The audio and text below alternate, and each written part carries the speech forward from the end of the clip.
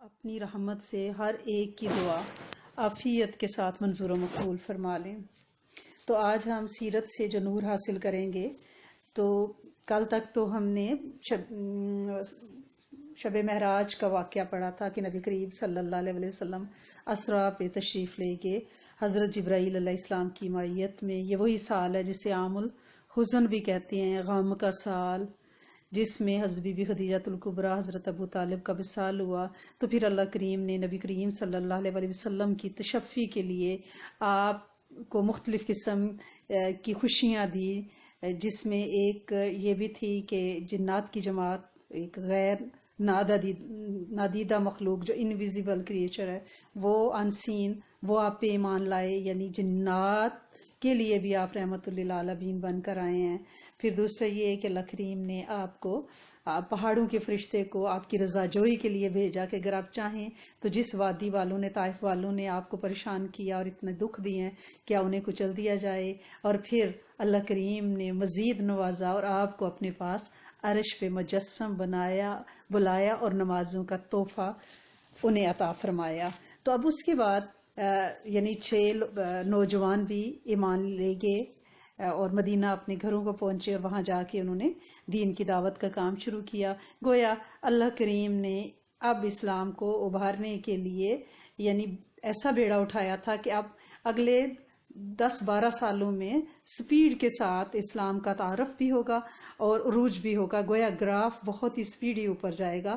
تو اس میں 2 واقعات آج ہم پڑھیں گے، 2 ہم بیت پڑھیں گے، بیت عقبہ اولا اور بیت عقبہ ثانی۔ عقبہ ایک جگہ کا نام ہے جس میں حج کے 11ویں سال یعنی حج کے مہینے میں ایک گروپ مدینہ سے آیا اور جنہوں نے آپ کے ہاتھ پہ بیعت کی، اور دوسرا اس سے اگلے سال 12ویں سال آیا جن کے ساتھ فائنل طے ہوا کہ اب ہجرت کے معاملات طے ہو رہے ہیں اور آپ مکہ سے کوچ کرنے والے ہیں، اور ذہنی طور پہ اگلوں کو بھی تیار کیا جا رہا ہے کہ کیا آپ ریڈی ہیں؟ یہ نبوت کا بوجھ اور یہ جو دل یعنی یاوری کرنا نبوت کی، یہ آپ اس کے لیے ریڈی ہو جائیں۔ تو اب ہم اس کو تھوڑا سا آج دونوں بیتوں کے بارے میں ہی ہم پڑھیں گے، بیت عقبہ اولا اور بیت عقبہ ثانی۔ گویا نبوت کا 11واں سال اور 12واں سال جو ہے وہ آج ہمارے انشاءاللہ ہم کوشش کریں گے اللہ کی محض توفیق سے کہ اس کے بارے میں ہمیں کچھ آؤٹ لائن پتہ ہو مختصراً۔ جیسا کہ آپ کو پتہ ہے کہ نبوت کے 11ویں سال یثرب کے 6 یوتھ نے اسلام قبول کیا تھا، اور پھر نبی کریم صلی اللہ علیہ وسلم سے وعدہ کیا تھا کہ وہ جا کے مکہ میں اپنے اپنے قبیلے میں دین کی تبلیغ کریں گی۔ اس کا نتیجہ یہ ہوا کہ 12 نوی کو 12 آدمی آپ کی خدمت میں حاضر ہوئے، اور ان میں ایک جو 6 وہی لوگ تھے جو پہلے والے تھے، ان میں سے صرف ایک ہستی جو ہیں وہ اس دفعہ نہیں آئی تھی، باقی سارے 5 لوگ وہ تھے، اور باقی اس کے علاوہ 7 لوگ تھے، 12 لوگ آئے اور انہوں نے آ کے آپ کے ہاتھ پہ بیعت کی۔ اور بیعت کن باتوں پہ تھی اس کی تفصیل صحیح بخاری میں موجود ہے کہ حضرت عبادہ بن صامت رضی اللہ تعالیٰ عنہ سے مروی ہے، وہ بیان کرتے ہیں کہ اللہ کے رسول صلی اللہ علیہ وسلم نے فرمایا، آؤ مجھ سے اس بات پر بیعت کرو کہ اللہ کے ساتھ کسی کو شریک نہ کرو گے، چوری نہ کرو گے، زنا نہ کرو گے، اپنی اولاد کو قتل نہ کرو گے۔ اب اس وقت آپ یہ چیزیں ذہن میں رکھیں کہ بنیادی جو ایمان کی بیعت ہے، کیا ہم ان پہ پورے اتر رہے ہیں؟ وہ ایک ایک پوائنٹ پہ آپ غور کرتی جائیں، اور ہم میرے سمیت ہم اپنے گریبان میں جھانکیں کہ کیا ہم اس بنیادی بیعت پہ پورے اتر رہے ہیں؟ اللہ کے ساتھ کسی کو شریک نہ ٹھہرانا۔ ہم کہتے ہیں ہم تو شرک نہیں کرتے، ذات میں نہ کریں، اس کے صفات میں کرتے ہیں۔ ہماری نوکری زیادہ اہم ہوتی ہے نماز سے، ہمارے گھر زیادہ اہم ہوتے ہیں، ہم سود کو نہیں دیکھتے، ہم اس کے خلاف میدان جنگ میں کھڑے ہو جاتے ہیں۔ ہم علتوں، ذلتوں، قلتوں، فیشن، مہندی، مائیوں، پارٹیوں، بیبی شاور، اس میں کہاں کھڑے ہیں؟ پھر ہم کہتے ہیں ہم تو اللہ کے ساتھ جب کسی کو شریک نہیں ٹھہراتے تو اس کا مطلب ہے اس کے سوا کوئی بڑا نہیں ہے، جبکہ ہمارے بڑے کون ہیں؟ ہمارے نفس کے بت۔ اور اس کے ساتھ دیکھیں چوری نہیں کریں گے، آپ کہتے ہیں ہم تو چوری نہیں کرتے۔ نبی کریم صلی اللہ علیہ وسلم کی حدیث مبارکہ کا مفہوم ہے سب سے بڑی اور بری چوری کون سی ہے؟ نماز میں چوری کرنا۔ صحابہ اکرام نے پوچھا نماز میں چوری؟ آپ نے فرمایا ہاں، سجدہ اور رکوع پورے نہ کرنا، جلدی جلدی سے بس ٹھوکریں ٹھونگے مارنا نماز میں، اور حدیث مبارکہ میں ہے کہ ایسی نماز منہ پہ دے ماری جائے گی۔ زنا نہیں کرو گے، ہم کہتے ہیں نہیں ہم تو بڑے پاک پاس ہیں الحمدللہ رب العالمین، لیکن نظر کا بھی زنا ہے جو کچھ سوشل میڈیا پہ دیکھا جاتا ہے۔ اپنی اولاد کو قتل نہ کرو گے، ہم کہتے ہیں نہیں 2 سے زیادہ تو بچے ہونے ہی نہیں چاہیے نا، یہ اولاد کے قتل ہیں، خفیہ قتل ہیں۔ اپنے ہاتھ پاؤں کے درمیان سے گھڑ کر کوئی بہتان نہیں لاؤ گے، ہم کتنے ہی طوفان اٹھاتے ہیں، اپنی افطرا گیس کر لیتے ہیں، ہاں اس نے مجھے دیکھا نا تو میری طرف جان کے کمر موڑ لی تھی، خود ہی لوگوں کی باتیں، ہاں اس کی بیٹی بڑے دنوں سے نظر ہے، ہاں وہ لائبریری میں ایک لڑکے کے ساتھ بیٹھی ہوئی دیکھی ہے، سوچتے جائیں حالانکہ ہو سکتا ہے وہ اسائنمنٹ کر رہی ہو۔ یہ بہتان، یہ افطرا باندھنا۔ اور کسی بھلی بات میں میری نافرمانی نہیں کرو گے، یعنی نبی کریم صلی اللہ علیہ وسلم کی نافرمانی۔ آپ دیکھ لیں ہم کتنی سنتوں کو صبح سے شام تک توڑتے ہیں، یہ نبی کی نافرمانی نہیں تو کیا ہے؟ جو شخص یہ ساری باتیں پوری کرے گا اس کا اجر اللہ پر ہے، اور جو شخص ان میں سے کسی ایک چیز کا ارتکاب کر بیٹھے پھر اسے دنیا میں ہی اس کی سزا دی جائے گی تو یہ اس کے لیے کفارہ ہو جائے گی۔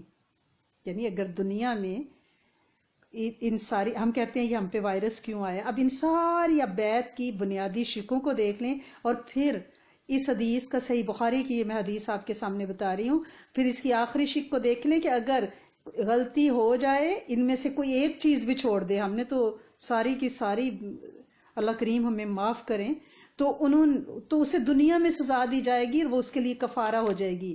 تو ان مشکلوں کو مشکلیں نہ سمجھیں، یہ پتہ نہیں ہمارے کس عمل کی وجہ سے دیدہ دانستہ نادانستہ گناہوں کی اس پاداش میں اللہ پاک یہ چھوٹے چھوٹے سے ہمیں جھٹکے دے رہے ہیں۔ اور جو شخص ان میں سے کسی ایک چیز کا ارتکاب کر بیٹھے پھر اللہ اس پر پردہ ڈال دے گا تو اس کا معاملہ اللہ کے حوالے ہے، چاہے گا تو سزا دے گا، چاہے گا تو معاف کر دے گا۔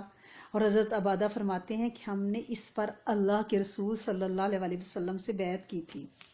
پھر ان لوگوں نے کہا حج کا سیزن تو ختم ہو گیا ہے، اور یہ سارے لوگ چھپ کے، یعنی عقبہ کی گھاٹی میں، یہ نہیں کہ کھلم کھلا مکہ، قریش مکہ تو چھوڑتے نا، تو انہوں نے کہا کہ اب ہمارے ساتھ آپ جو ہے مدینہ میں اپنا کوئی سفیر بھیج دیں جو دین ہمیں سکھائے۔ تو اس پر جو نام نامی جو اس میں گرامی چنا گیا وہ حضرت مصعب بن عمیر رضی اللہ تعالیٰ عنہ تھے۔ نبی کریم صلی اللہ علیہ وسلم کے ساتھ بڑی ان کی شکل ملتی تھی۔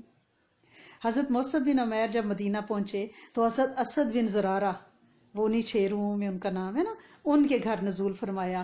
پھر دونوں نے مل کر دین کی خوب تقریر یعنی تبلیغ کی۔ حضرت مصعب کو سب مقری کہنے لگے۔ یہ مقری جو ہے نا اس کے معنی پڑھانے والا، قرات کرنے والا، قاری، پڑھانے والا۔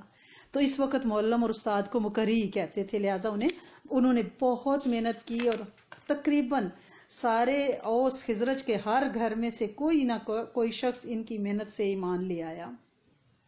اور حضرت سعد بن عبادہ کیونکہ سردار تھے ان تک بھی انہوں نے ایمان پہنچایا، اور اللہ کے رسول صلی اللہ علیہ وسلم نے جو ان کو استاد بنا کے بھیجا تھا تو انہوں نے استادی کا حق ماشاءاللہ سے وہاں پہ ادا کیا۔ مشہور شاعر قیس بن اسلط، وہ ایمان یعنی دیر سے لایا، اس کے قبیلے والے بھی ایمان دیر سے لائے، اس نے روکے رکھا کیونکہ اس کی بہت صحت تھی اپنے خاندان میں۔ تو جنگ خندق کے موقع پر پھر اس کا قبیلہ، شاعر جو قیس بن اسلط ہے مدینہ کا، اس کا قبیلہ ایمان لایا، اور اگلے سال پھر حج کے 13ویں سال پھر حضرت مصعب بن عمیر کامیابی کی، خوشیوں کی بشارتیں لے کر اللہ کے رسول صلی اللہ علیہ وسلم کے پاس مدینہ آئے، اور خوب اپنے حالات اور ساری چیزیں، یعنی وہاں کی اپنی لیاقتیں، اپنی کامیابیاں، اور پھر مدینہ کی دفاعی حیثیت کہ اس کا حدود اربع کیسا ہے، اس کے تینوں طرف پہاڑ ہیں، یعنی وہ سیف علاقہ ہے، وہاں کی آب و ہوا کے بارے میں ساری ڈیٹیل نبی کریم صلی اللہ علیہ وسلم کو پرسنلی آ کے دی۔ تو نبوت کے 13ویں سال جب حج کا موسم آیا تو 70 لوگ، اس دفعہ 70 لوگ حج کے لیے آئے، اور لوگوں کو نہیں بتایا تھا کہ ہم نبی کریم صلی اللہ علیہ وسلم سے ملنے جا رہے ہیں، یعنی حج کی نیت سے جیسے سب آتے ہیں سب کے ساتھ آئے۔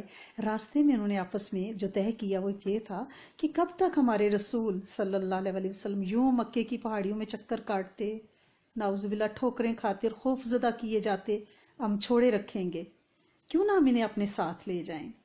जब ये मक्का पहुंचे तो दरपर्दा नबी करीम सल्लल्लाहु अलैहि वसल्लम से रब्ता शुरू किया और फिर अयाम तशरीक में, ठीक है ना, 12 जिलहज ये तय पाया कि मीना की घाटी जुमरा उकबा में, इस घाटी में रात को चुपके से मिलेंगे।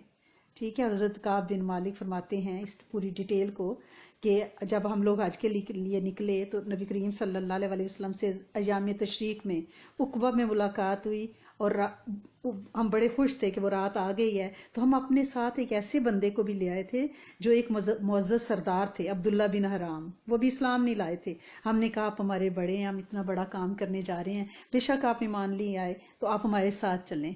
जब वो आए उन्होंने नबी करीम सल्लल्लाहु अलैहि वसल्लम को चेहरा अक़दस को देखा, आपने उन पे इस्लाम पेश किया, उन्होंने इस्लाम उसी उकबा की घाटी में जो है वो कबूल किया। इन 70 लोगों में 2 ख़वातीन भी थी माशाल्लाह से, एक उम्मे अमारा और एक उम्मे मुनी रजी अल्लाह ताला अन्हो। ये 2 खुशकिस्मत ख़वातीन भी उसमें थी। और नबी करीम सल्लल्लाहु अलैहि वसल्लम जब तशरीफ लाए तो उनके साथ उनके चचा हज़रत अब्बास बिन अब्दुल मुत्तलिब भी थे। वो उस वक्त तक ईमान नहीं लाए थे लेकिन अपने भतीजे को अकेला नहीं छोड़ना चाहते थे। तो उन्होंने जब बैत वगैरह हो गई तो फिर वो खामोश थे, पहले बैठे रहे। जब मजलिस बिल्कुल मुकम्मल होगी तो आखिरी गुफ्तगू को आखिरी टच दिए जा रहे थे तो उस वक्त उन्होंने अपनी ज़बान मुबारक खोली और उन्होंने पूरी डिटेल के साथ मदीना वालों को नज़ाकत बताई कि ये कोई एवे एवे नहीं है कि आप कह रहे हो कि हम इनको साथ ले जाएंगे मदीना में, तो पूरी मैं तुम्हें डिटेल बताता हूँ कि किस तूफान को आप दावत दोगे। तो वो खड़े हुए तो उन्होंने कहा, हज़रत अब्बास ने, खिज़रज के लोगों, हमारे अंदर मोहम्मद सल्लल्लाहु अलैहि वसल्लम की जो हैसियत है वो तुम्हें मालूम है। हमारी कौम के जो लोग दीनी नुक्ता नज़र से हमारे जैसी राय रखते हैं, यानी ईमान नहीं लाए हुए, फिर भी हमने मोहम्मद सल्लल्लाहु अलैहि वसल्लम को इनसे महफूज रखा है। वो अपनी कौम, अपनी शहर में कुव्वत, इज्जत, ताकत और हिफाजत के अंदर हैं, मगर अब वो तुम्हारे यहाँ जाने और तुम्हारे साथ रुखसत होने पे मुज़िर हैं। लिहाजा अगर तुम्हारा ये ख्याल है कि तुम उन्हें जिस चीज़ की तरफ बुला रहे हो उसे निभा लोगे, अगर उन्हें उनके मुखालफिन से तुम बचा सकोगे तब तो ठीक है, तुमने जो जिम्मेदारी उठाई है उसे तुम जानो। लेकिन अगर तुम्हारा ये अंदाजा है कि तुम उन्हें अपने पास ले जाने के बाद इनका साथ छोड़कर एक तरफ हो जाओगे तो फिर अभी से उन्हें छोड़ दो, क्योंकि वो अपनी कौम, अपने शहर में बहरहाल इज्जत और हिफाजत से हैं।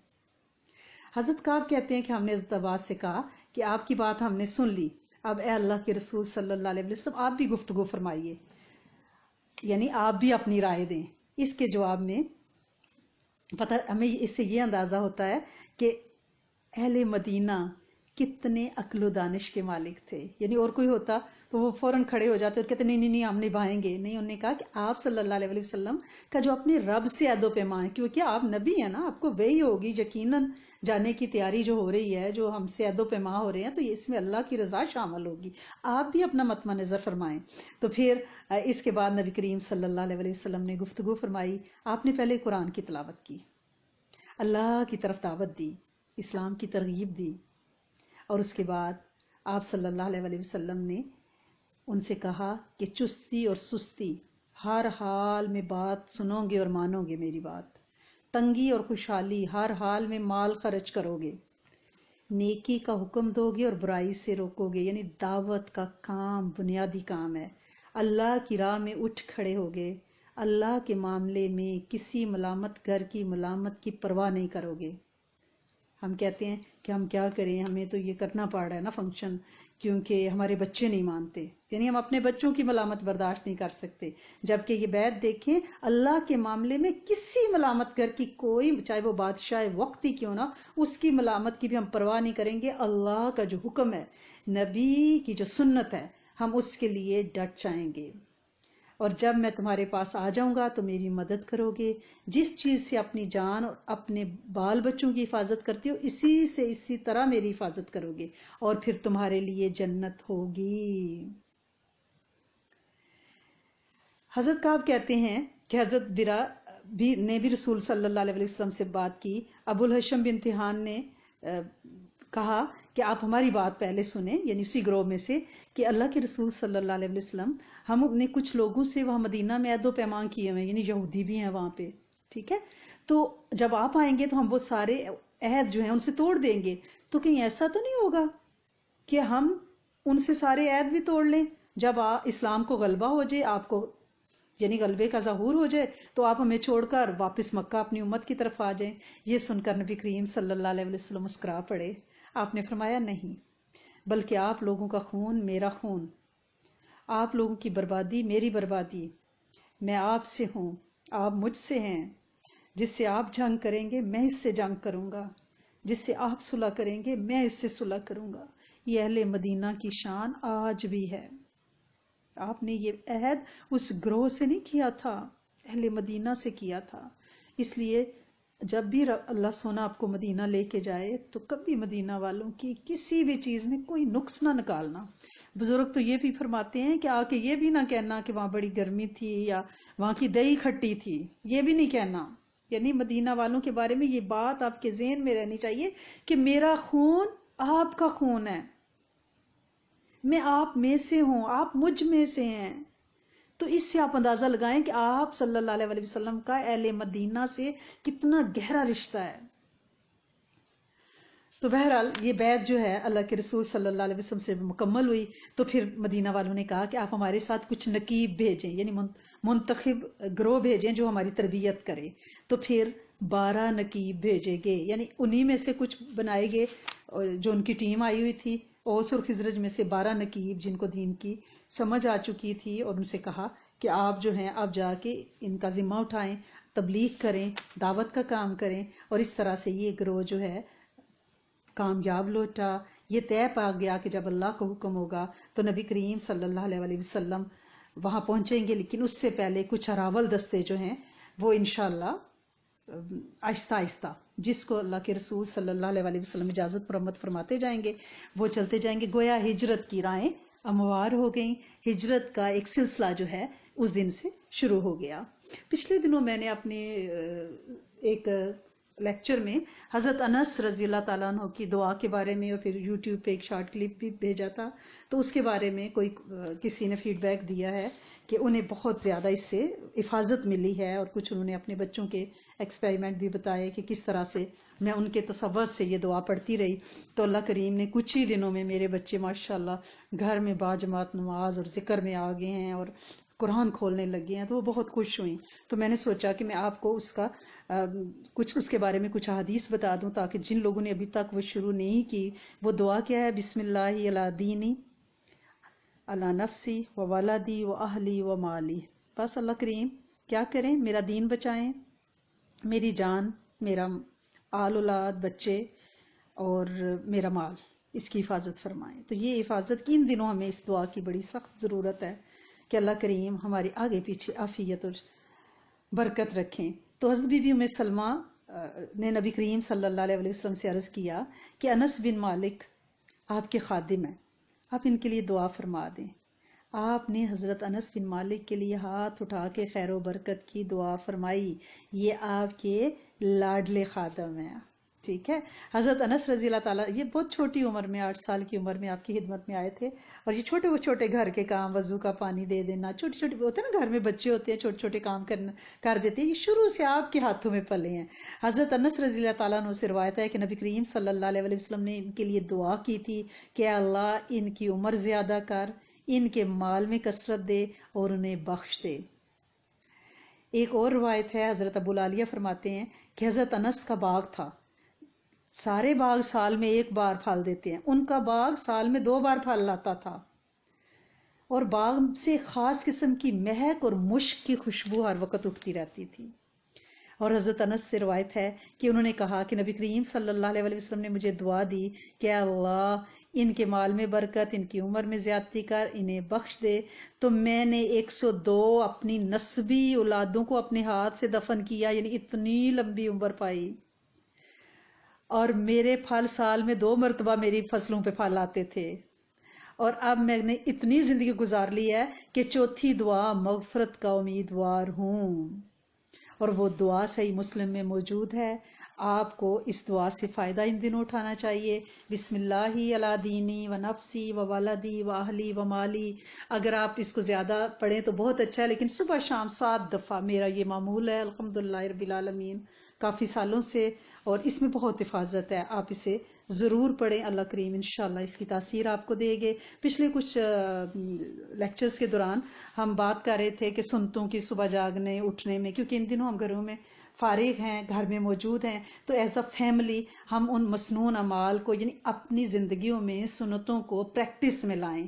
تو کسی کا میسج آیا کہ وہ آپ نے سلسلہ بند کر دیا ہے، تو میں نے کہا نہیں، ہم اس پہ پھر انشاءاللہ اللہ پاک ان کو جزائے خیر دے ہم پھر بات کریں گے. تو آج ہم یہ تھوڑی سی بات کر لیتے ہیں کہ ہمیں کپڑے کیسے پہننے چاہیے. ہم نے کبھی سوچا ہے کہ جانوروں کی اتنی موٹی موٹی کھال ہوتی ہے اور ہماری اتنی نرم سی سکین ہے؟ کیوں؟ اس لیے کہ انہوں نے کپڑے نہیں پہننے ہوتے. اللہ کریم نے انسان کو گرمی سردی سے بچانے کے لیے موٹی کھال نہیں دی، بلکہ باریک جلد دی ہے جو تھوڑی سی دھوپ لگنے سے جلس جاتی ہے. تو کپڑا کیا ہے؟ کپڑا ہمیں زیبائش دیتا ہے، ہمیں خوبصورتی دیتا ہے، ہماری عزت ستر کو بچاتا ہے، چھپاتا ہے، اور پھر یہ ہے کہ ہمیں عزت مرتبہ بھی دیتا ہے، موسم کی گرمی سردی سے بھی بچاتا ہے. تو کپڑے کو نعمت سمجھ کے ہمیں پہننا ہے. جب بھی کپڑا پہنے اللہ کا شکر ادا کریں. اور کپڑے پہننے کی دعائیں ہیں، وہ دعا آپ حدیث کی کتاب میں دیکھیں، اس کو یاد کریں. اور لیکن جو علماء بتاتے ہیں، جو درویشوں کا عمل ہے، وہ یہ کہ آپ کوئی بھی سورہ، جیسے آپ پینٹ پہن رہے ہیں تو آپ سورت فلق ناس پڑھیں، تاکہ اللہ کریم آپ کے شرم بھرم کو جنوں سے، شیطانوں سے، نفس سے، بیرا روی سے بچائے. جب آپ شرٹ پہنے، ٹاپ پہنے تو سورۃ علم نشرہ پڑھا کریں اس سے پہلے. اور جب آپ دوپٹہ لیں تو اس وقت بھی آپ قرآن کی سورت سے ہی فائدہ اٹھائیں. انشاءاللہ آپ کو تاثیر ملے گی. یعنی کوئی بھی سورت پڑھ کے آپ حفاظت کی، اور اس کے بعد کپڑے پہن کر جب اللہ کا شکر ادا کریں. تو نبی کریم صلی اللہ علیہ وسلم نے فرمایا، جب بندہ کپڑے پہن کر اللہ کی تعریف کرتا ہے تو ابھی وہ کپڑے اس کے ٹخنوں تک بھی نہیں پہنچتے، تو یعنی ابھی نیچے ابھی اتار رہا ہوتا ہے تو اس کی مغفرت کر دی جاتی ہے. گویا شکرانے پہ اللہ پاک کہ آپ نے میرا شکر کیا ہے، میں آپ کی بخشش کر دیتا ہوں. اور حدیث مبارکہ میں ہے، جو شخص دنیا میں شہرت کے لیے لباس پہنے، اللہ تعالیٰ قیامت کے دن اسے ذلت کا لباس پہنائیں گے. یعنی کپڑے کیوں پہنے؟ کہ لوگ دیکھیں اور کہ ہاں اس کے پاس کتنے اچھے اچھے سوٹ ہیں. نہیں، یہ سوٹ تو اب میں دوبارہ اس فنکشن میں نہیں پہنوں گی، پہلے لوگوں نے دیکھا ہے، وہ لوگ بھی وہاں ہوں گے، نہیں اب تو مجھے کوئی دوسرا سوٹ پہننا ہے. یعنی نیت یہ نہ رکھیں، اپنی نیتوں کو ہمیں درست کرنا ہے. یہ نہ ہو کہ قیامت کی ثم نعوذ باللہ ہمیں ذلت کا لباس پہننا پڑے. ہم اپنا دل راضی کرنے کے لیے، اپنے محرموں کو خوش کرنے کے لیے خوش لباسی اور سنت سمجھ کے، کیونکہ اللہ کریم فرماتے ہیں کہ میں جمیل ہوں اور جمال مجھے پسند ہے، میں حسین ہوں، بننا پھبنا سمرنا اللہ کو پسند ہے. لیکن کس کے لیے؟ اپنے بیٹوں کے لیے، اپنے بھائیوں کے لیے، اپنے میاں کے لیے، ٹھیک ہے نا، دنیا کے لیے نہیں. نہ محرم بازار جاتے ہوئے جوڑا بدل لیا، اچھی طرح سے بن پھب کے تیار ہو گئے. وہ میں پاکستان گئی نا تو بڑی تیاری ہو رہی تھی بازار جانے کے لیے، تو میں نے کہا اتنا آپ لوگ کیوں تیار ہو رہی ہے؟ وہ کہتی ہیں کہ دکاندار اچھے کپڑے نہیں دکھاتا، یعنی برانڈڈ کپڑے نہیں نکال کے دکھاتا، وہ کہتے ہیں ایویں سی ہیں مائیاں. یعنی یہ ایک ہمارا ٹرینڈ بن چکا ہے نا، اللہ پاک ہمیں معاف فرما دے. تو یعنی اگر ہم نے اچھے کپڑے پہنے ہوں گے تو وہ سمجھے گا بیویاں بڑی ہائی فائی کلاس سے ہیں تو وہ اچھے کپڑے دکھائے گا. تو اللہ کریم ہمیں اس چیز سے بچائیں. یہ دنیا کی شہرت ہے، اس سے ہمیں، میرے سمیت ہم سب کو باز آنا ہے. جو بھی میں باتیں یہاں کرتی ہوں وہ پہلے میرے لیے ہوتی ہیں، کیونکہ جو بندہ بات کر رہا ہوتا ہے نا، وہ اصل میں اپنا سبق یاد کر رہا ہوتا ہے. میں اپنا سبق دہرا رہی ہوں تاکہ آپ کی توجہات سے مجھے میرا سبق بھی یاد ہو جائے، اور اللہ کریم ہر ایک کو اس کی خیر برکت اپنی رحمت سے عطا فرمائے. تو نبی کریم صلی اللہ علیہ وسلم عموماً جمعے کے دن نئے کپڑے پہنتے تھے. اور یعنی جمعے کے دن نیا اگر آپ کے پاس کپڑا سلا ہوا تو آپ انتظار کر لیں، جمعے کے دن پہنے، اس کا آپ کو اجر بھی ملے گا اور آپ کو یعنی ثواب بھی ہے اور سنت بھی پوری ہو جائے گی. اور پھر یہ ہے کہ اگر کسی دوسرے نئے بہن بھائی کو، مسلمان بہن بھائی میاں بچوں کو نیا کپڑا پہنا دیکھیں تو ان کو چھوٹی سی دعا دیا کریں، تبلی و یخلف اللہ، کہ تم اس کپڑے کو پہنو، انڈاؤ، اتنا پہنو کہ بسیدہ ہو جائے. آپ نے دیکھا نا پہلے ہماری دادیاں نانیاں کہتی تھی نا کہ خوب اس کو انڈاؤ، پہنو. یا بھی نیا کپڑا دیکھتی تھی اس میں برکت ہو. تو اللہ تعالیٰ اس سے نئے کپڑے بھی عطا فرمائیں گے اور آپ کو بھی عطا فرمائیں گے جو آپ اپنے بھائی کے لیے دعا کر رہی ہیں، ٹھیک ہے نا. اور کیسے پہننا ہے کپڑا؟ جب بھی پہننا ہے دائیں طرف سے، یعنی شرٹ پہننی ہے تو پہلے رائٹ، پینٹس پہننی ہے، ٹراؤزر تو پہلے دائیں ٹانگ پہننی ہے. یعنی نبی کریم صلی اللہ علیہ وسلم جب بھی کپڑا پہنتے دائیں ہاتھ میں دائیں آستین شلوار پہنے تو دائیں پیر کو پہلے، ٹھیک ہے نا، یعنی نبی کریم صلی اللہ علیہ وسلم کو رائٹ سائڈ سے کپڑا پہننا پسند تھا، اور کپڑے جب بھی پہنے سنت کیا ہے جھاڑ کے پہنے، چاہے ہینگر پہ لٹکے ہوئے ہیں آپ کے، آپ نکالیں تھوڑا سا اس کو جھٹک لیں، جھاڑ لیں، کیونکہ بعض اوقات اس میں کوئی چونٹی کوئی موزی چیز کچھ کاکروچ کچھ بھی ہو سکتا ہے نا، یہ بھی سنت ہے۔ اور جب کپڑے اتاریں تو پہلے بسم اللہ پڑھیں پھر اتاریں۔ نبی کریم صلی اللہ علیہ وسلم کی حدیث مبارکہ کا مفہوم ہے کہ کپڑے اتارتے وقت بسم اللہ پڑھنے سے جن اور شیطان آپ کے ستر کو نہیں دیکھتا، اور اسی طرح ایک حدیث کا ترمذی شریف میں مفہوم یہ ہے کہ شیطان انسانی شرمگاہ سے کھیلتا ہے، اور اس کے بچنے کا ایک ہی طریقہ ہے کہ کپڑے اتارتے پہنتے وقت بسم اللہ پہلے پڑھ لی جائے پوری، اگر بسم اللہ الرحمن الرحیم پڑھ لے تو بہت اچھی ہے۔ اور جب ہم کپڑے اتاریں تو دیکھیں یہ آپ اپنے کپڑے تو اتارنے ہی ہیں اور پہننے ہی ہیں، کیا ہی اچھا ہو کہ اس پہ اجر مل جائے اور نبی کریم صلی اللہ علیہ وسلم سے تعلق بن جائے اور سنتوں کی ترویج ہو جائے۔ حدیث مبارکہ میں ہے کہ جو مردہ سنتوں کو، یعنی وہ سنتیں جو اب ختم ہوتی جا رہی ہیں، ان کو اگر ایک سنت زندہ کرے گا قرب قیامت میں تو اسے 100 شہیدوں کا اجر ملے گا، اور ایک روایت میں 100 نفل پڑھنے کا اجر ملے گا۔ تو اگر ہم یہ سنتیں اپنے چھوٹے بچوں کو سکھائیں، اپنے بچوں کو بتائیں، یہ دہرائیں، اپنے ساتھیوں دوستوں کو بتائیں، یہ دعوت کا کام ہے نا۔ تو جب آپ پہنتے ہوئے تو اپنے رائٹ سائڈ سے آپ نے شلوار پہنی، دائیں طرف سے سیدھے ہاتھ سے آپ نے قمیض پہنی، لیکن جب آپ کپڑے اتاریں گے تو پہلے آپ بسم اللہ الرحمن الرحیم پڑھیں گے، پھر بائیں طرف سے الٹی سائڈ سے لیفٹ سائڈ سے آپ نے پہلے لیفٹ سائڈ سے اپنی پینٹ شلوار اتاریں، اور قمیض بھی بازو پہلے بایاں بازو اتاریں، جوتا بھی جب اتارنا ہے تو بایاں پہلے اتارنا ہے، پہننا ہے تو سیدھے ہاتھ کا، اتارنا ہے تو الٹے ہاتھ کا، ٹھیک ہے نا۔ اور کپڑے ایسی جگہ تبدیل کرنے ہیں جہاں سے کوئی آپ کو نہ دیکھے، ٹھیک ہے نا، کیونکہ نبی کریم صلی اللہ علیہ وسلم نے فرمایا ہے، یہ بہقی میں روایت ہے کہ اللہ کریم ان دونوں یعنی 70 دیکھنے والے اور دکھانے والے کو اپنی رحمت سے دور رکھیں گے، یعنی جس کی نظر پڑ گئی وہ بھی گناہگار ہوا۔ تو اس لیے پلیز اپنی چینج روم کلازٹ جو بھی ہے سائڈ پہ ہو کے، بچوں کو چھوٹی عمر میں ٹریننگ دینا، ننگے بچے بھاگتے پھر رہے ہوتے ہیں ڈائپر اتارا ہوا، انہیں شروع سے یہ بتائیں کہ بھئی تمیز سے ذرا نا، یہ بچوں کو کیونکہ پتہ ہی نہیں ہے نا، اب گوروں کے بچے ان بیچاروں کو پتہ ہی نہیں ہے کہ 70 کیا ہے، کیونکہ انہوں نے اپنے ماں باپ کو بھی ویسے بے مہار دیکھا تو ان کے نزدیک وہ ختم ہو گئی نا، اہمیت ختم ہو گئی۔ تو لہٰذا اگر بچوں سے شروع سے کہیں گے کہ بے شیم ہو رہی ہے، بھئی ایسے نہیں، کمرے میں جا کے نہیں کپڑے نہیں کسی کے سامنے بدلتے، تو یہ چھوٹی چیزیں جو لیکن آگے چل کے ان کا بہت زیادہ نقصان ہوگا۔ اور کپڑے اتار کے کبھی بھی زمین پہ نہیں پھینکنے، کپڑوں کا اکرام کرنا ہے۔ اللہ کے رسول صلی اللہ علیہ وسلم نے فرمایا کپڑوں کو جھاڑ کے ٹانگیں، یعنی ہینگر پہ کسی کیل کھونٹی پہ لٹکا دیں۔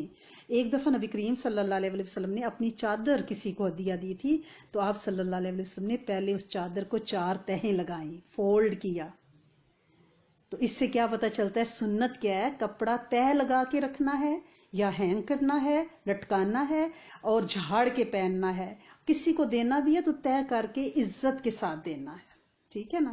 باریک اور تنگ لباس پہننے سے سخت منع کیا گیا ہے، اور لڑکوں کو لڑکیوں والا لباس اور لڑکیوں کو لڑکوں والا لباس اس سے منع فرمایا گیا ہے۔ اور مردوں کو سفید رنگ مردوں کے لیے پسندیدہ ہے، ریشم منع ہے مردوں کا پہننا، ٹھیک ہے نا۔ اور اللہ کے رسول صلی اللہ علیہ وسلم سفید رنگ اور سبز رنگ بھی آپ نے پہننا ہے، آپ کے پاس سرخ یمنی داری دار چادر بھی تھی۔ اور لڑکوں کو اپنی شلوار پینٹ ٹخنوں سے اوپر رکھنی ہے، اور جو ٹخنوں سے نیچے اپنے پائنچے لٹکائے گا، حدیث مبارکہ میں ہے کہ اللہ تعالیٰ اس سے ناراض ہوتے ہیں اور قیامت کے دن اس کو دیکھیں گے بھی نہیں۔ اس سے آپ اندازہ لگائیں کہ اللہ کریم نظر رحمت بھی ہم پہ نہ ڈالیں۔ اس سے بڑی بدنصیبی کیا ہوگی؟ آج کل ہمارے بچے کول ڈوڈ بننے کے چکر میں پینٹیں نیچے سے پھٹی ہوئی ہیں، کیچڑ لگا ہوا ہے، پتہ نہیں کہاں کہاں سے گند لگا ہوا ہے، اور آ رہے ہیں گھروں کے اندر داخل ہو رہے ہیں وہ غلاظتیں لے کے، یعنی وہ اتنی کراہت آتی ہے اس کو دیکھ کے کہ اور اسی میں وہ نماز میں کھڑے ہو جاتے ہیں. پلیز مائیں اس پہ سختی سے دھیان دیں کہ بچے جو ہیں وہ اپنی پینٹ نہ لٹکائیں نا. یہ سب سے یعنی اگر وہ خود کو سمجھتے ہیں کہ ہم بڑے کول لگ رہے ہیں، حالانکہ وہ صدائی لگ رہے ہیں، سنتوں کا مذاق اڑا رہے ہیں. اور نبی کریم صلی اللہ علیہ وسلم کو لباس میں قمیض کرتا بہت پسند تھا. لہٰذا ہمیں کیا چاہیے؟ صاف ستھرے رہیں، اچھے کپڑے پہنیں. آپ صلی اللہ علیہ وسلم نے ایک صاحب کو دیکھا جو میلے کپڑے پہنے ہوئے تھے، تو آپ نے فرمایا کیا اس کے پاس کوئی ایسی چیز نہیں ہے جس سے وہ دھو لے، یعنی کوئی صابن نہیں ہے جس سے وہ دھو لے؟ تو کپڑوں کو صاف ستھرا، عزت اور اکرام سے اتارنا، عزت اور اکرام سے پہننا اور لٹکانا. تو آج ایام ابیض شروع ہو چکے ہیں، پورے چاند کے روزے. آج منگل ہے، الحمدللہ رب العالمین. پہلا فل مون کا روزہ ہے اور شعبان کا روزہ ہے. اللہ کریم جن لوگوں نے روزے رکھے ہیں، اللہ کریم ان کو قبول فرمائے. آگے کل رات جو ہوگی وہ 15 شعبان کی رات ہوگی. کل آپ نے اچھی نیند کرنی ہے صبح میں تاکہ شام میں آپ جاگ سکیں. اور نبی کریم صلی اللہ علیہ وسلم نے شعبان میں سب سے زیادہ روزے رکھے ہیں. حدیث ایک ازواج مطہرات میں سے ایک زوجہ محترمہ کا بیان ہے کہ نبی کریم صلی اللہ علیہ وسلم کیونکہ پورا سال سوموار اور جمعرات یعنی منڈے اور تھرسڈے کا روزہ رکھتے تھے، اور اگر کسی سفر حضر کی وجہ سے وہ روزہ نہ رکھ پاتے تو پھر آپ ان روزوں کا حساب رکھتے تھے، اور وہ سارے روزے شوال میں رکھتے تھے تاکہ رمضان سے پہلے وہ سارے منڈے اور تھرسڈے کے چھٹے ہوئے روزے رکھ لیں. لہٰذا ہم نے ان دنوں جو روزے رکھنے ہیں ان میں ہم اپنے جو فرض قضا ہوئے ہیں ان کی بھی ہم نیت کر سکتے ہیں. اور دوسرا یہ کہ بعض لوگ اس روایت کو بہت پیش کرتے ہیں کہ 15 شعبان کے بعد اللہ کے رسول صلی اللہ علیہ وسلم نے روزہ رکھنے سے منع فرما دیا تھا. تو اس بات کو آپ کلیئر دل کی کھڑکیاں کھول کے سن لیں. یہ ان لوگوں کے لیے آپ نے فرمایا تھا جو بیمار ہیں، کمزور ہیں، اور جنہیں لگتا ہے کہ وہ روزے رکھیں گے تو اتنے کمزور ہو جائیں گے تو ہو سکتا ہے رمضان کے روزے نہ رکھ سکیں. لیکن جو لوگ روزے رکھنے کے عادی ہیں، ہر تھرسڈے کا، ہر سوموار کا وہ روزہ رکھتے ہیں، اس کے علاوہ بھی روزے رکھتے ہیں، تو وہ روزے رکھتے رہیں. جا کے آخری 1-2 دن میں شعبان میں وہ روزے چھوڑ سکتے ہیں. وہ بھی اس لیے کہ آخری 2 دنوں میں اس لیے چھوڑیں کہ وہ چاند کس دن نکلا ہے، روزوں رمضان کے روزے اور شعبان کے روزوں میں 1-2 دن کا وقفہ پڑ جائے. ادروائز اگر آپ کی صحت خدا نخواستہ کمزور ہے اور آپ اپنی انرجی ریٹین کرنا چاہ رہے ہیں تو پھر ٹھیک ہے، ادروائز روزے چھوڑنے کی کوئی تک نہیں. اللہ کے رسول صلی اللہ علیہ وسلم نے پورے سال میں سب سے زیادہ روزے شعبان المعظم میں ہی رکھے ہیں. ٹھیک ہے نا.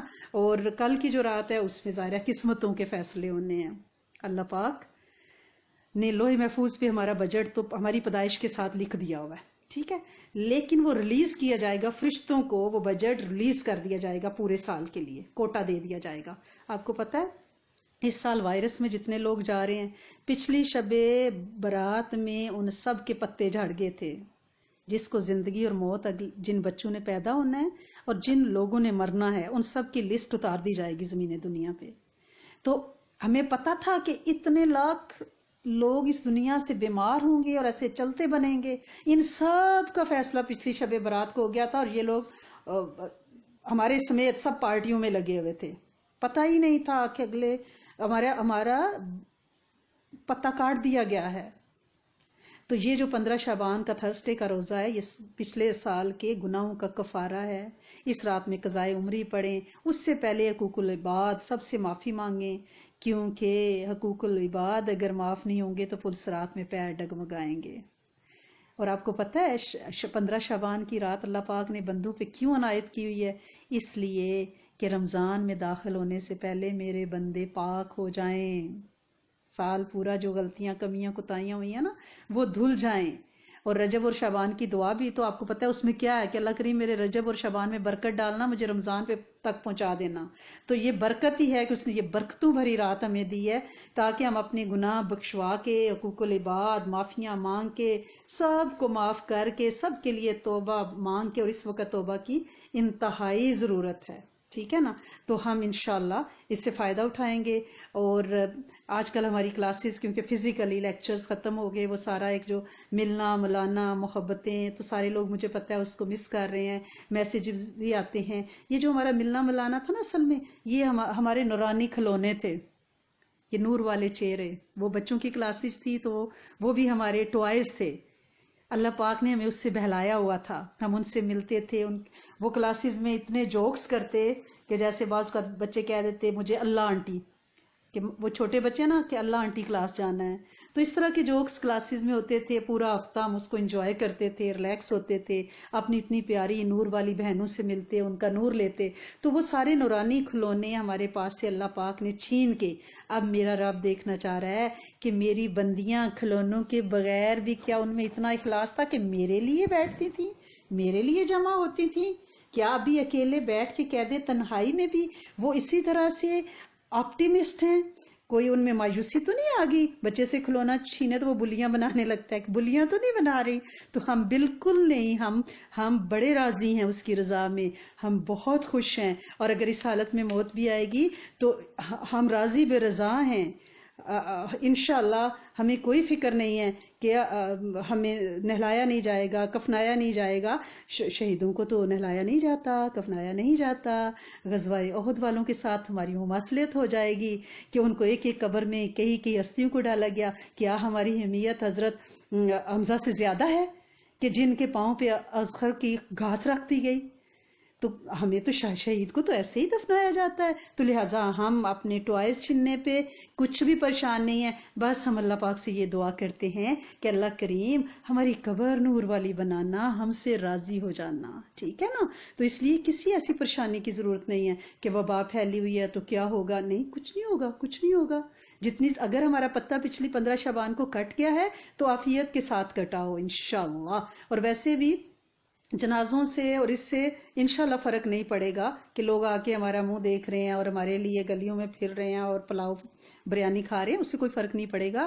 فرق یہ پڑے گا کہ اس ڈبے میں، جس کیسکٹ میں ہمیں ڈالا گیا، اس کے اندر ہمارے اعمال کیسے ہیں، اور اللہ کریم ان کو انشاءاللہ اچھا کر دیں. تو جب آپ اتحیات بیٹھا کریں نا نماز میں، تو جب آپ اشہد ان لا الہ الا اللہ، آپ کو پتہ ہے نا اشہد ان لا پہ آپ کی انگلی کھڑی ہوتی ہے، الا اللہ پہ آپ نیچے کر دیتے ہیں. یہ آپ کی شہادت کی جو دائیں ہاتھ کی انگلی ہے نا، جب آپ کہتے ہیں اشہد ان لا الہ، لا پہ کھڑی کرتے ہیں، الا اللہ پہ نیچے گراتے ہیں.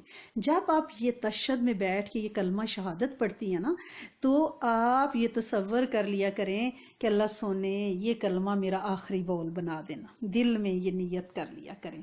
منہ سے تو نہیں آپ بول سکتی نا نماز، دل میں کہ یہ جو میں اشہد ان لا الہ پڑھ رہی ہوں نا، یہاں پہ کلمہ شہادت تشہد میں جو میں پڑھ رہی ہوں، اللہ کریم اس سے میرا آخری بول بنا دینا. نماز کے اندر دعا ضرور قبول ہوتی ہے. دیکھیں، نماز کے بعد دعا قبول ہوتی ہے، نماز کے بعد دعا قبول ہوتی ہے، وضو کے بعد ہوتی ہے. تو نماز کے اندر کتنی دعا قبول ہوتی ہوگی. تو اس کو آپ کر لیں اور کوشش کریں کہ 15 شعبان کی رات آپ قضا نمازوں جتنی پڑھ سکتی ہیں اتنی پڑھیں. اور کسی بچے نے پوچھا کہ رکوع اور سجدے کی کوئی ایزی دعا بتا دیں. یعنی سبحان ربی اعلیٰ اور سبحان ربی العظیم تو ہم پڑھتے ہی ہیں. تو تقدیس ہے جی، اللہ کے رسول صلی اللہ علیہ وسلم سے مستند روایات سے موجود ہے. سبحان قدوس ربنا و رب الملائکۃ والروح. آپ 2-3 دفعہ، 1 دفعہ، 5 دفعہ آپ رکوع میں پڑھیں اور سجدے میں بھی اسی کو پڑھیں. تقدیس، سبحان قدوس. کل ہم نے پڑھا تھا نا کہ مینڈک کی تسبیح ہے، تفسیر روح المانی میں لکھا ہوا ہے. تو تقدیس آپ پڑھیں. یعنی ایک تو میں نے آپ کو یہ بتایا نا کہ سبحان ربی العظیم آپ 3 بار سے زیادہ پڑھیں، 5، 7، ٹھیک ہے، 11 بار پڑھیں. اور اس کے علاوہ آپ تقدیس بھی پڑھیں. سبوہن قدوسن ربنا و رب الملائکۃ والروح. یہ مختلف ورڈوں کے ساتھ ہے، سارا ہی ٹھیک ہے، جو بھی آپ کو یاد ہے آپ کی روٹین میں. اور سجدے میں بھی اس کو پڑھیں اور اس کو دہرائیں. ٹھیک ہے. اور آج کل کیونکہ حفاظت کا سب پوچھ رہے ہیں، تو میں نے ایک عمل تو آپ کو آیت الکرسی کا یہ بتایا تھا کہ آپ آیت الکرسی پڑھ کے مدینہ پہ دم کریں، مکہ پہ حفاظت کی دعا کی، آیت الکرسی کا دم لگائیں، پاکستان کے نقشے کا تصور کریں، پورے گلوب کا کریں، اپنے بچوں کے گھروں گاڑیوں کا کریں، اپنے پیاروں کا کریں، اپنے گروپس کا کریں، اپنے استادوں کے گھروں کا کریں.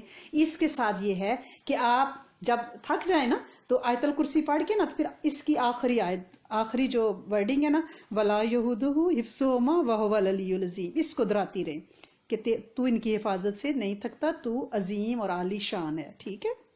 اس کو پڑھتی رہیں، اس کو پڑھتی رہیں. پھر تھک جائیں، جیسے آپ کوئی کام کر رہی ہیں، آیت الکرسی بار بار لمبی ہے تو آپ پڑھنی شروع کرتی ہیں لیکن وہ پھر بیچ میں رک جاتی ہیں، تو آپ ایک دفعہ پڑھ کے نا، تو آپ کھانا بنا رہی ہیں، کچھ بھی کر رہی ہیں، صفائی کر رہی ہیں، لانڈری کر رہی ہیں، ظاہرہ ان دنوں گھر میں مجھے پتا ہے فیملیز ہے سب بزی ہیں، تو آپ کیا کریں، ولا یہودو افسوما وهو العلی العظیم، اس کا شاندار ترجمہ ہے کہ آپ کو ان کی حفاظت نہیں تھکاتی، ٹھیک ہے نا، اشکانہ سا ترجمہ ہے، آپ بڑے عالی شان، بڑے عظیم ہیں، تو اس کو آپ بار بار پڑھتی رہیں، پھر جب فارغ بیٹھیں پھر آیت الکرسی پڑھنی شروع کر دیں، اور ان دنوں سب فارغ ہیں، میں نے آپ سے پہلے بھی عرض کیا تھا کہ پلیز آپ بسم اللہ الرحمن الرحیم لکھنا شروع کریں، ایک ڈائری لیں، اس پہ کم از کم 625 مرتبہ ضرور لکھیں ان دنوں میں، کیونکہ اللہ کے 3 بڑے نام اللہ رحمان رحیم ہے اس میں، اور ویسے بھی جو بندہ کوئی بھی آیت کوئی بھی دعا لکھے گا، جب تک وہ موجود رہے گی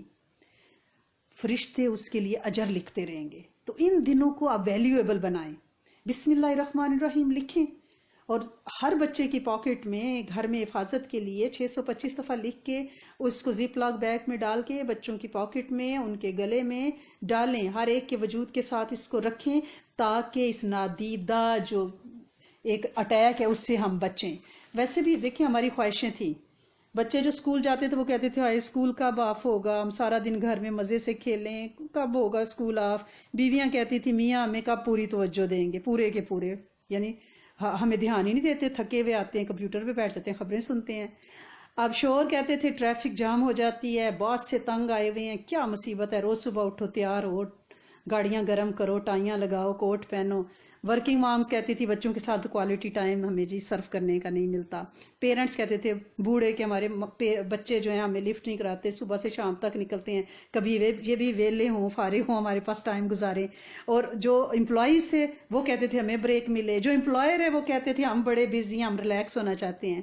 میرے رب نے سب کو فارغ کر دیا، کھلی چھٹی کا اعلان کر دیا، جاؤ اپنی خواہشیں پوری کرو، اور پھر دھرتی ماں بھی سکھ کا سانس لے رہی ہے نا، سانس لینا چاہتی تھی، دھرتی ماں کو موقع چاہیے تھا، جاندار درخت، سمندر، پولوشن سے پاک، اور پھر بیچ جہاں پہ اتنا گند غلاستیں تھی، اس سب نے کہا ان کو اندر بند کرو، ان کو ان کی خواہشیں پوری کرنے دو اور ہمیں فارغ کر دو، ٹھیک ہے۔ تو اللہ پاک نے رحمت کی ہے، اس کو رحمت کے طور پہ لیں، اس سے ہم نے پریشان نہیں ہونا بالکل۔ کل مجھے ایک بچی کا میسج آیا جو میں آپ کے ساتھ شیئر کرنا چاہتی ہوں، مجھے بہت ہی اچھا لگا، اور شاید آپ کو اس سے بہت فائدہ ہو، مجھے تو بہت ہوگا، اگر میری بیٹی ہوتی تو مجھے اور ہوتا۔ تو انہوں نے کہا کہ میں نے بجائے اس کے کہ میں اپنی بیٹی کو ریسپی بک شادی کے وقت دوں، میں اس کے لیے اذکار جو آپ بتاتی ہیں وہ نوٹس بنا رہی ہوں، شادی پہ میں اسے دوں گی۔ اس سے بڑی ریسپی کیا ہوگی کہ اسے جینے کا ڈھنگ آ جائے، اسے جینے کا ڈھنگ شہر مدینہ سے مل جائے، اس سے بڑی بک ماں کی طرف سے بچی کو کوئی تحفہ نہیں ہو سکتی۔ تو اپنی بچیوں کو ساتھ بٹھا کے یہ سنوائیں، یہ لکھوائیں، بچیاں بڑے شوق سے کرنا چاہتی ہیں۔ آٹوا سے ایک میسج بچی کا آیا، اس نے کہا کہ جو ہی ابھی ویدر تھوڑا سا چینج ہوا ہے تو میرے ناک کی جو نکسیر ہے نا وہ میں مستقل آگے ٹاول لے کے بیٹھتی ہوں، اتنی ناک میں سے خون، کہتی ہے مجھے پرانی یہ نکسیر نکلتی ہے۔ تو بڑا آسان سا اس کا نسخہ ہمارے شیخ بتاتے ہیں، اور بڑے لوگوں نے اس پہ عمل کیا، اور وہ کیا ہے کہ یا شہیدوں کی آپ تسبیح ہر نماز کے بعد ایک تسبیح یا شہیدوں کی پڑھیں، نکسیر کے لیے بتا رہی ہوں، اور چنے کی 1 چمچ دال اور 1 ناریل کا ٹکڑا، اگر فریش ناریل نہ ہو تو ڈرائی لے لیں، وہ رات کو آپ پانی میں بھگو دیں، صبح نہار منہ جب آپ کلونجی کھائیں نا تو اس کے ساتھ ہی آپ ناریل کا ٹکڑا جو پانی میں بھیگا ہوا ہے نرم ہوا ہے وہ کھا لیں گی، ساتھ چنے کی دال چمچ سے کھا لیں گی، اور پانی وہ پی لیں گی، نکسیر ختم 1 ویک کے اندر، بلکہ 2-4 دنوں میں، جتنی پرانی پھر کبھی نہیں ہوگی انشاءاللہ انشاءاللہ۔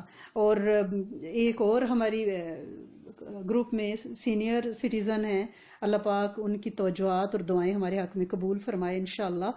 یہ جو سفید بالوں والے ہیں نا ہمارے ساتھ، یہ بڑی برکتیں ہیں، یہ رحمتیں ہیں، ان کی وجہ سے یہ سلسلے چل رہے ہیں۔ تو انہوں نے کہا کہ میرا دل جو ہے نا اس میں بڑی نا گھٹن ہونے لگ گئی، اور نیند نہیں آتی، اور میرا دل بہت گھبراتا ہے، کیونکہ اب ان دنوں اس سارے ماحول سے یہ چیز آنی تھی نا، تو اس کا یہی ہے کہ دل پہ سے صدقہ وار کے آپ کوئی کوائن روز دل پہ سے وار کے صدقے کے ڈبے میں ڈالیں، علم نشرہ بہت زیادہ پڑھیں، اور اپنا ڈنر کا ٹائم جو ہے نا وہ ارلی کر لیں، کیونکہ ہم اگر 9 بجے کھانا کھائیں گے نا تو پھر فوراً بستر پہ لیٹ جائیں گے تو اس سے بھی سفوکیشن ہوتی ہے نا. تو لہٰذا آپ 6-7 بجے ڈنر کا ٹائم کر لیں تو انشاءاللہ اللہ کریم اپنی رحمت کر دیں گے، اپنا فضل کرم کر دیں گے. اور کوشش ہم نے یہ کرنی ہے کہ رو رو کے اپنے رب سونے سے مانگنا ہے، کیونکہ آپ یہ دیکھیں نا کہ آج مانگنے والے تو بہت ہیں، رونے والے کوئی نہیں ہیں. ڈاکٹر کے پاس اگر مریضوں کی لائن لگی ہو تو ڈاکٹر کے کبھی لائن میں لگو، لیکن ایک بندہ اتنی زور زور سے ہائے کرے اور پھر بے ہوش ہو کے گر جائے تو ڈاکٹر عملہ سارے دوڑیں گے اس کی طرف، اسے اٹھائیں گے، اسٹریچر پہ ڈالیں گے، یعنی اس نے ایمرجنسی ڈکلیئر کروا دی ہے. اللہ کی ہاں بھی یہی ہے، لائن لگی ہوئی ہے اللہ والوں کی. جو زیادہ روئے گا اس پہ ایمرجنسی توجہات پڑیں گی. رونے میں ہی فیض ہے، لیکن اللہ کے سامنے، مخلوق کے سامنے رونے میں نہیں، اللہ کے سامنے رونے پہ. ٹھیک ہے نا. تو 2 درویش اکٹھے رہتے تھے مدینہ میں، تو ان کا ایک بڑا مزے کا واقعہ ہے. تو ایک درویش کو جب بھی کوئی بخار وغیرہ ہوتا تو وہ خاموشی سے سہ جاتے، دوسرے جو تھے نا وہ بہت ہائے ہائے کرتے، دونوں ایک ہی جھونپڑی میں رہتے تھے. تو ایک درویش نے دوسرے سے کہا کہ بھائی آپ اتنا برداشت کیسے کر لیتے ہو؟ انہوں نے کہا کہ پوری زندگی اللہ نے صحت مجھے دی، میں نے شکر نہیں کیا، اب تھوڑی بیماری آئی ہے تو میں چاہ رہا ہوں میں صبر کر کے دکھا دوں. تو جو شور کرتے تھے ان سے پوچھا آپ اتنا شور کیوں کرتے ہیں؟ انہوں نے کہا میں اس لیے اتنا شور کرتا ہوں کہ ایمرجنسی ڈکلیئر ہو جائے، جب میں ہائے ہولے کرتا ہوں میرے رب میرے سونے مالک مجھے بچا لے، لٹا گیا مارا گیا، میرے میں کوئی ہمت نہیں ہے، بڑا سر دکھ رہا ہے، تو اللہ کی فوری مدد آ جاتی ہے.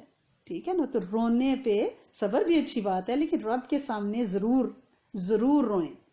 جیسے جو بچہ دنیا میں آتا ہے اگر وہ روئے نا تو وہ پیدائشی سمجھتے ہیں اب نارمل بچہ ہے، اس کو رلایا جاتا ہے، الٹا لٹکا کے تھپڑ لگائے جاتے ہیں، آپ نے دیکھا ہوگا نا.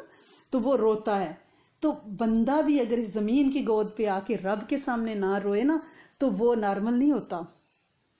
نارمل ہونے کے لیے آپ کو رونا پڑتا ہے. جیسے ایک بزرگ تھے، انہوں نے ایک گلی میں بیچنے والا آتا تھا حلوہ، تو وہ جب بھی آتا تھا تو وہ اس سے حلوہ سارے کا سارا ٹرے خرید لیتے اور اپنے مریدوں میں بانٹ دیتے جو اللہ کر رہے تھے. اب بزرگ جو ہیں وہ ادھار حلوہ لیتے تھے، بزرگ جو ہیں وہ بیمار ہو گئے. اب جی لوگ قرض خواہ آ گئے جن سے وہ قرض لے کے دوسروں کی مدد کرتے تھے. اب وہ آ کے بیٹھے ہوئے ہیں، بزرگ جی تو مرنے لگے ہیں، تو اب ہمارا قرضہ کون دے گا؟ تو اتنی دیر میں وہ حلوے والا آ گیا تھال لے کے، اس نے تو پٹنا شروع کر دیا. اس نے کہا میں تو غریب بندہ ہوں، تم لوگ تو امیر ہو، میرا کیا بنے گا؟ واہ بیلا کیا. رویا. اتنی دیر میں دروازہ کھٹکا، خلیفہ وقت کا بندہ ہیرے جواہرات کی تھیلی لے کے بزرگ کو ہدیہ دینے آیا خلیفہ وقت کی طرف سے. بزرگ نے فرمایا تم سب لینے مانگنے والے تھے تو نہیں آ رہی تھی مدد اللہ کی، اب رونے والا آیا ہے تو دیکھو مدد آ گئی ہے. تو جب جب روئیں گے جب جب پائیں گے. ٹھیک ہے نا. وہ کہتے ہیں نا یا اللہ دنیا میں ایسی جگہ کوئی کہیں ہوتی، اکیلے بیٹھے رہتے یاد تیری دل نشیں ہوتی. تو اکیلے بیٹھ کے رو کے ہم نے اس کو منانا ہے. اور رونا جو ہے وہ نبوت سے بھی ثابت ہے، صحابیات سے بھی اور اہل ولایت سے بھی ثابت ہے. دنیا اور آخرت کی فٹنس اسی میں ہے، کیونکہ مانگنے والے کو ملے نہ ملے رونے والے کو ضرور مل جاتا ہے انشاءاللہ. تو اللہ کریم ہمیں اپنے سامنے رونے والوں میں رکھیں. ٹھیک ہے نا. اور ہماری اس آج کے بیٹھنے کو قبول فرمائے. آیت الکرسی ہمیں پڑھنے کی اور پھر اس کی آخری آیت پہ توجہ کرنے کی توفیق عطا فرمائے، اور تقدیس سجدے اور رکوع میں پڑھنے کی توفیق عطا فرمائے.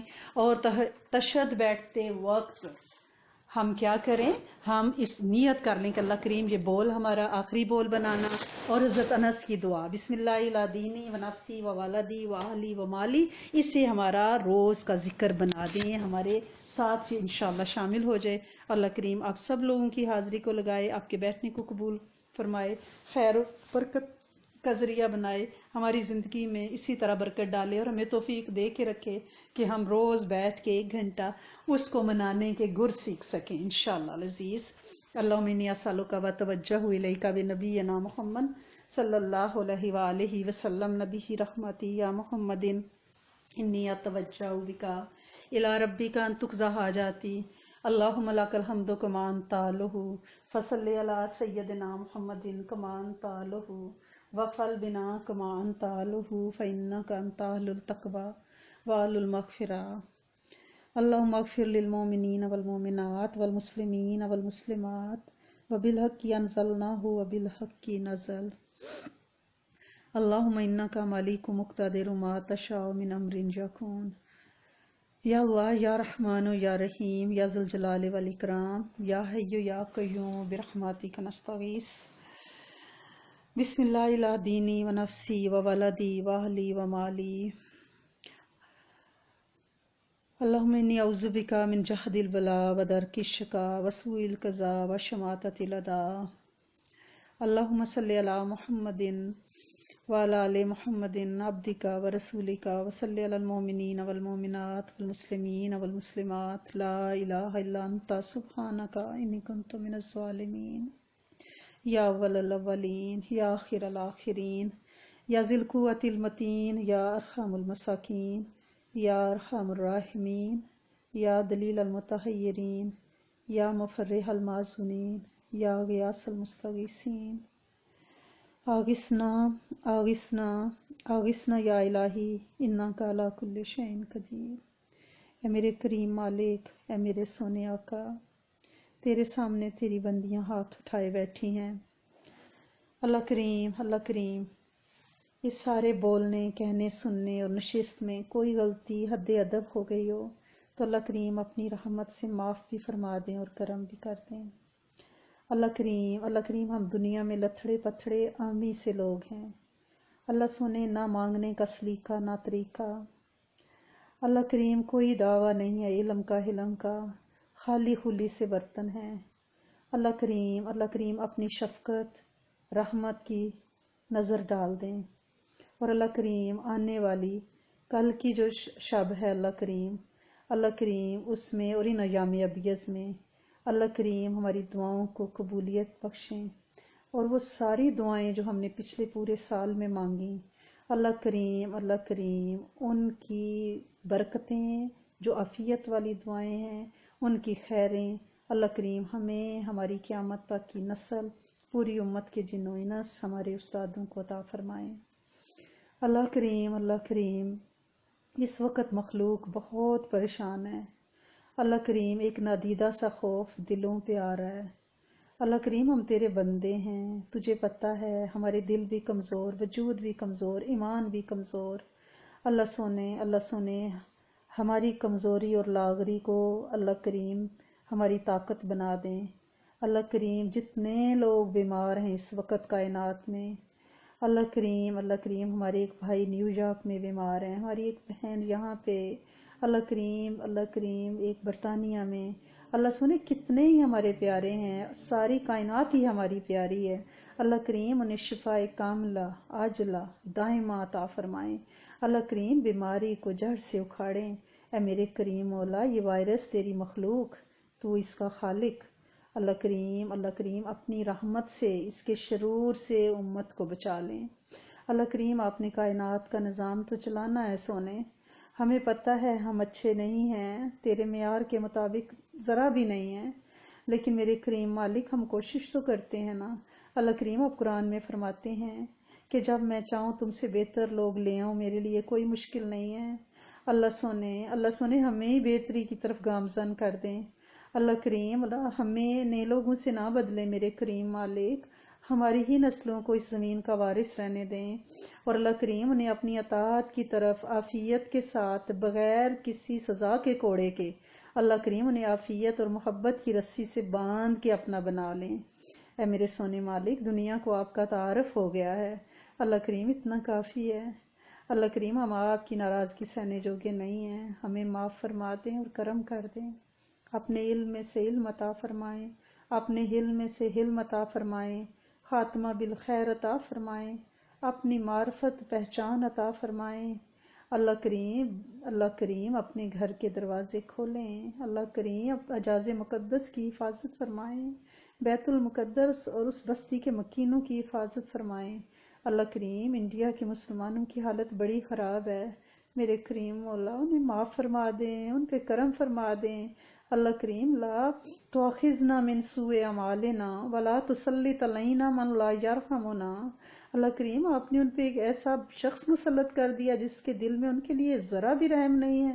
اللہ کریم نہ پکڑیں، اللہ کریم کشمیر والوں کا تو آئسولیشن بڑا لمبا ہو گیا ہے، اللہ کریم ہم ان کی مدد کو نہ جا سکے، اللہ سونے ہمارے کمزور سا ایمان کا درجہ تھا، ہم ان کے لیے دعائیں تو مانگ رہے تھے، اللہ سونے ان پہ بھی رحم فرمائیں، اللہ کریم ہمارے پیارے پاکستان کے اللہ کریم وزیروں مشیروں بادشاہوں فقیروں سب کی حفاظت فرمائیں، اے میرے کریم مولا ہمارے ایرانی بہن بھائیوں پہ، ووہان کے بہن بھائیوں پہ، اللہ کریم کچھ تو ہمارے دینی بھائی ہیں، کچھ انسانی بھائی ہیں، اللہ کریم امریکہ والوں پہ، اللہ کریم اسپین والوں پہ، برطانیہ والوں پہ، اللہ سونے اس پورے پلینٹ پہ اپنا فضل اور کرم فرما دیں، معاف فرما دیں، انسانوں کو بھی جنوں کو بھی اپنی حفاظت کا آثار عطا فرمائیں، اللہ کریم بہت سے میسیجز آ رہے ہیں، اللہ کریم گھروں کے جھگڑے بڑھ گئے، ڈپریشن بڑھ گیا، مالی تنگیاں بھی آئیں، اور پھر یہ ہے کہ میاں بیوی ایک دوسرے کو برداشت نہیں کر پا رہے،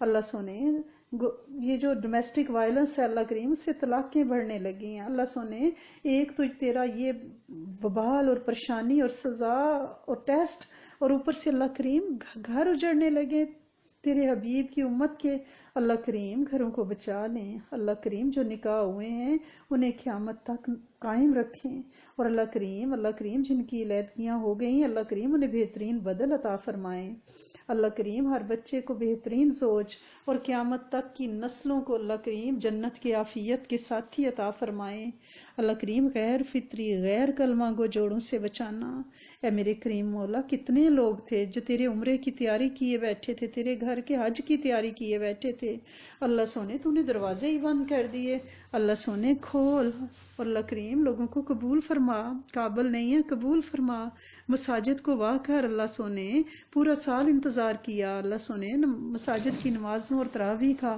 اللہ کریم اسے واہ کریں، در واہ کر دیں، اپنی شفقت محبت کی بائیں ہیں وہ انہیں کھول دیں تاکہ تیری مخلوق ان میں سما جائے، اللہ کریم آئندہ ہم کبھی ناقدری نہیں کریں گے، تیری نعمتوں کی بڑی ناقدری کی ہے، اب ہمیں احساس ہوا کہ ہمارا باہر پھرنا، ہمارا گروسریز کرنا، اللہ کریم ہمارا کھلی سانس لینا کھلی فضا میں کتنی بڑی نعمت تھی جو ہم سے چھن گئی، ہمارے بچوں کو ملنا کتنی بڑی نعمت تھی جس کی ہم نے قدر نہیں کی، اللہ کریم اپنے پیاروں کو ملنا کتنی بڑی نعمت تھی ہم نے قدر نہیں کی، اللہ کریم دیس پردیس کی خیر، ہمارے بہن بھائیوں کی خیر، اللہ کریم ہمارے پیاروں کی خیر، اللہ کریم جو ہمارے ساتھی اس وقت اللہ کریم دوسرے ملکوں میں ہیں، اللہ کریم انہیں عافیت سے لائیں، اللہ کریم اپنے خاندانوں گھروں سے ملائیں، اللہ کریم جو آئے ہیں انہیں کامل شفائیں عطا فرمائیں، ان کی طرف سے ہمیں کوئی بری خبر نہ ملے، اللہ کریم جن لوگوں کو کمزور اعصاب کی وجہ سے ان دنوں ڈپریشن ستا رہا ہے،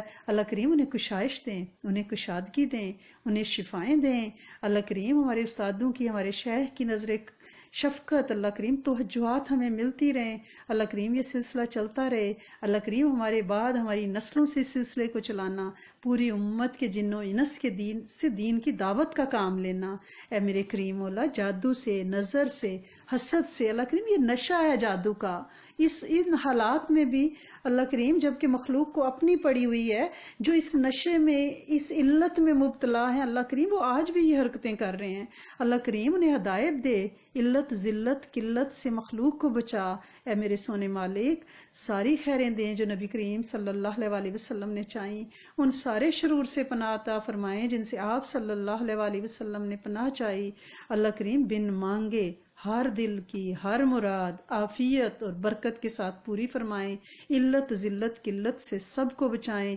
ہماری اولادوں کو آنکھوں کی ٹھنڈک متقین کی امامت عطا فرمائیں، اللہ کریم کوئی گود نہ اجڑے، اللہ کریم جو بچے آنے کی راہوں میں ہیں عافیت کے ساتھ برکت اور رحمت کے ساتھ اللہ کریم اس روئے زمین پہ آئیں، اللہ کریم ہر ماں کی حفاظت، ہر بچے کی حفاظت، ہر باپ کی حفاظت، ہر چھت کی حفاظت، ہر گلی ہر گھر ہر بازار ہر کریا ہر کوچہ کی حفاظت فرمائیں، اللہ کریم لاشیں اٹھانے کی ہم میں سکت نہیں ہے، اللہ کریم ہماری بائیں ہمارے دل بڑے کمزور ہیں، اللہ کریم پیاروں کو اٹھانا بڑا مشکل ہے، میرے کریم مولا ہمارے کان بھی بڑے کمزور ہیں، ہم اپنے پیاروں کی کوئی خبر بھی نہیں ایسی سن سکتے۔